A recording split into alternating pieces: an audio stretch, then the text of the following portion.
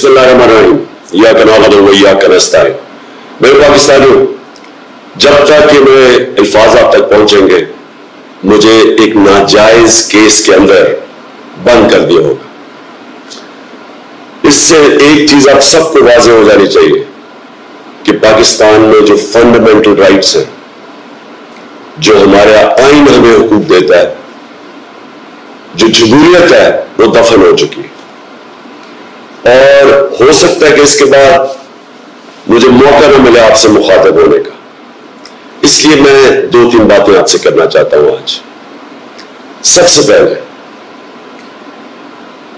पाकिस्तान की जो कौम है वो मुझे 50 साल से जानती है।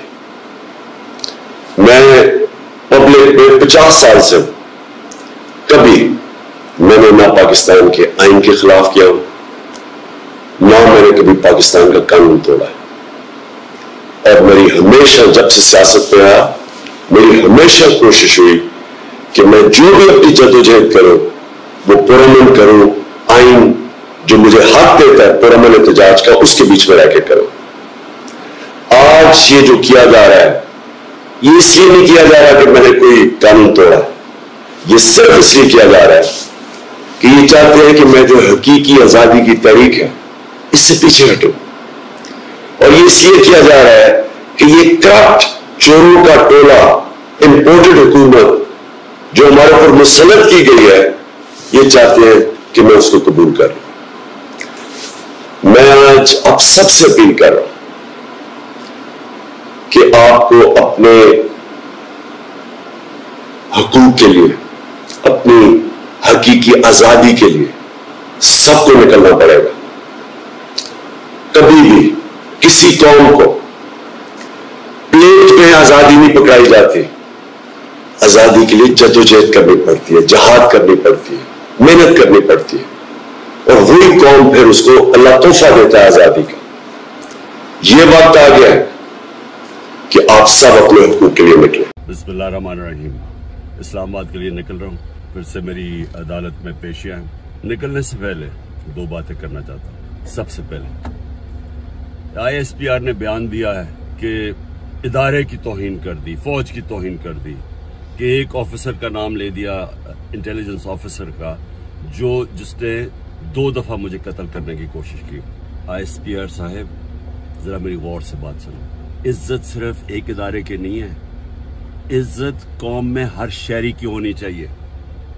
इस वक्त कौम की सबसे बड़ी पार्टी का सरबराह हूं। 50 साल से कौम मुझे जानती है, मुझे कोई झूठ बोलने की जरूरत नहीं है। इस आदमी ने 2 दफा मुझे कत्ल करने की कोशिश की, और जब भी इन्वेस्टिगेशन होगी मैं ये साबित करूंगा कि ये वो आदमी था, और इसके साथ एक पूरा टोला है। और इसके साथ कौन है वो भी सब कौम को पता है। आज सोशल मीडिया के जमाने में सबको पता है वो कौन है। सवाल मेरा ये है कि क्या एक मुल्क का एक्स प्राइम मिनिस्टर, क्योंकि इस आदमी का नाम आ गया, मैं अपना FIR नहीं कटवा सका? पता तो सच और झूठ तब चले जब इन्वेस्टिगेशन होती, FIR इसके खिलाफ होती, इन्वेस्टिगेशन होती। अगर ये बेकसूर था, सामने आ जाना था। इतना ताकतवर शख्सियत कि मैं एक्स प्राइम मिनिस्टर, अपनी पंजाब की हुकूमत होते हुए हम इन्वेस्टिगेशन FIR में इसका नाम नहीं दे सके।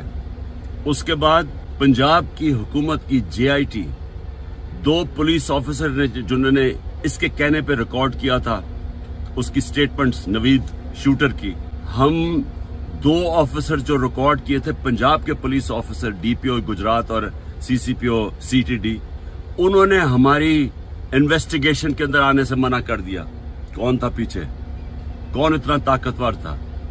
उसके बाद जब इन्वेस्टिगेशन में यह साबित हो गया कि 3 शूटर थे, जब JIT में साबित हो गया कि 3 शूटर जिन्होंने गोलियां चलाई, बनिस्बत जो इनका प्रोपेगेंडा था कि सिर्फ एक दिन ही इंतहा पसंद था, JIT को सैबोटाज किया गया।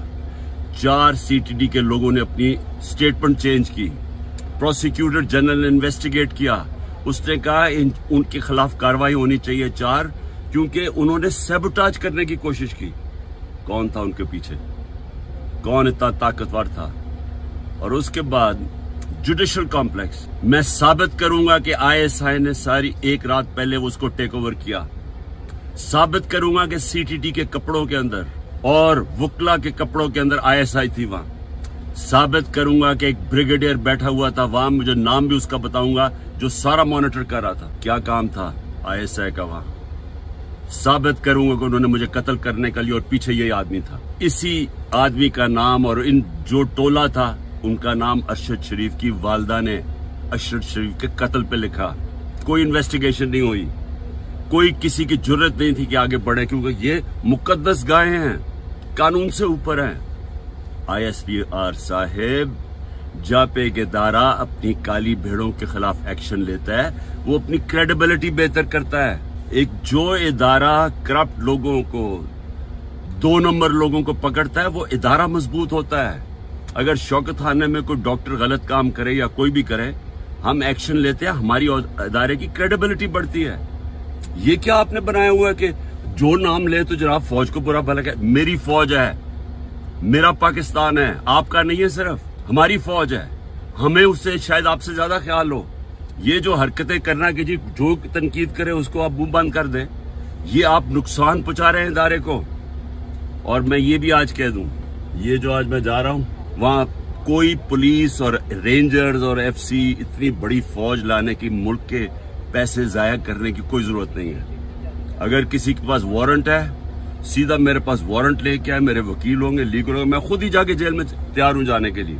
कोई ये सारा इस्लामाबाद में इतना खर्चा करना कि जी कोई पता नहीं कौन सा इस मुल्क का कोई बड़ा कोई मुजरिम आ रहा है, मेहरबानी करें, हमें कोई इस तरह का ड्रामा ना करें, सीधी तरह वारंट दें। कोई मेरे पर केस नहीं है, कोई इस वक्त केस नहीं है, लेकिन मैं मेंटली ज़हनी तौर पे तैयार हुआ हूं कि जेल में डालना है, मैं तैयार हूं जेल में जाने के लिए, मैं जेल में जाने के लिए तैयार हूं। दूसरी चीज, ये जो इसने डर्टी हैरी ने जो प्लान बनाया हुआ और टोला इसके साथ, और मैं फिर कहता हूं सोशल मीडिया देखें, सबको पता है कौन कौन इसके साथ है। मैं, अगर अल्लाह ने इनके हाथ में मेरी जान लेके जानी है, उसके लिए भी मैं तैयार हूं। लेकिन मेरा आज सवाल ये है कि क्या आप लोग तैयार हैं, जिनकी 5-6 उंगलियां घी में हैं, जो इक्तदार के मजे ले रहे हैं, जो पैसे बना रहे हैं और पैसे बचा रहे हैं एनआरओ लेके, क्या आप सब तैयार हैं? क्या हो सकता है इतनी ज्यादा कौम ना सड़कों पर निकले, लेकिन ये भी हो सकता है कि श्रीलंका में जो हालात थे, आज ब्लूमबर्ग कहता है, दुनिया कहती है कि पाकिस्तान के उससे ज्यादा बुरे हालात हो चुके हैं। तो अगर ये फट गई कौम, तो आप सबको अपने आप को बचाना, छुपते फिरेंगे आप। ये जो सारे बादशाहत बनी हुई है, ये जो पैसे बन रही हैं, सारा कुछ धुल जाएगा। तो आप भी तैयार हो जाए, मैं तैयार हूं। और मैं ये भी आखिर में कह दूं कि अगर इन चोरों की, इन डाकुओं के नीचे, इन डफर्स के नीचे अगर जिंदगी गुजारनी पड़े ना, इनकी गुलामी करनी पड़े, मैं अल्लाह से दुआ करता हूँ कि इससे बेहतर है कि मुझे ऊपर ले जाए, क्योंकि मैंने कि इस मुल्क से बाहर तो जाना नहीं है, लेकिन इस तरह के गुलाम, इनकी गुलामी से मौत बेहतर है।